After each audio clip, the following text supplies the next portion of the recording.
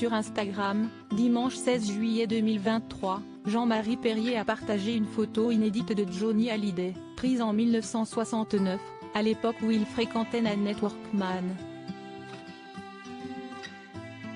L'occasion pour le photographe d'évoquer la mauvaise influence de la choriste sur le rocker. Une passion destructrice. Au début des années 1970, alors qu'il était marié avec Sylvie Vartan, mère de son fils David, Johnny Hallyday a eu une liaison avec Nanette Workman, choriste sur sa tournée Johnny Circus. Liaison qui a été marquée par les excès de substances et de violence. Mon photographe nous a trouvés dans la chambre en train de jouer à la roulette russe avec une vraie balle dans le barillet, avait confié Johnny à Gillotte, auteur de la biographie Johnny, le guerrier, 2017. Et d'ajouter, je vivais réellement un enfer. J'aurais dû stopper cette aventure depuis longtemps. Après 2 ans, Johnny Hallyday a fini par se séparer de Nanette Workman pour retrouver Sylvie Vartan, avec qui il est resté jusqu'en 1980.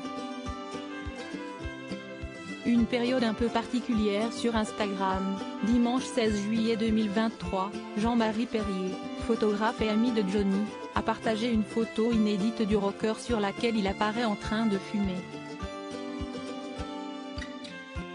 Voici une photo que je n'ai jamais montrée. Je ne pense pas qu'elle ait été publiée dans le journal à l'époque.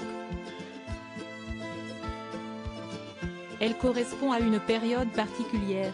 Johnny fréquentait Nanette Workman, une chanteuse américaine, laquelle ne me semblait pas avoir sur lui une influence bénéfique, a commenté Jean-Marie Perrier. Et de continuer, je le voyais moins, d'abord parce que je préparais mon premier film avec Jacques Dutronc, et aussi parce que le rythme de vie et particulièrement celui des nuits de Jojo était devenu invivable, je n'arrivais plus à le suivre. En plus je trouvais que cette image représentait un plaisir de la drogue qui ne me semblait pas approprié pour des adolescents. Et même s'il publie aujourd'hui la photo, elle me gêne toujours un peu. Ce n'est pas l'image qu'il veut garder de son ami. Cliquez ici pour découvrir la publication de Jean-Marie Perrier.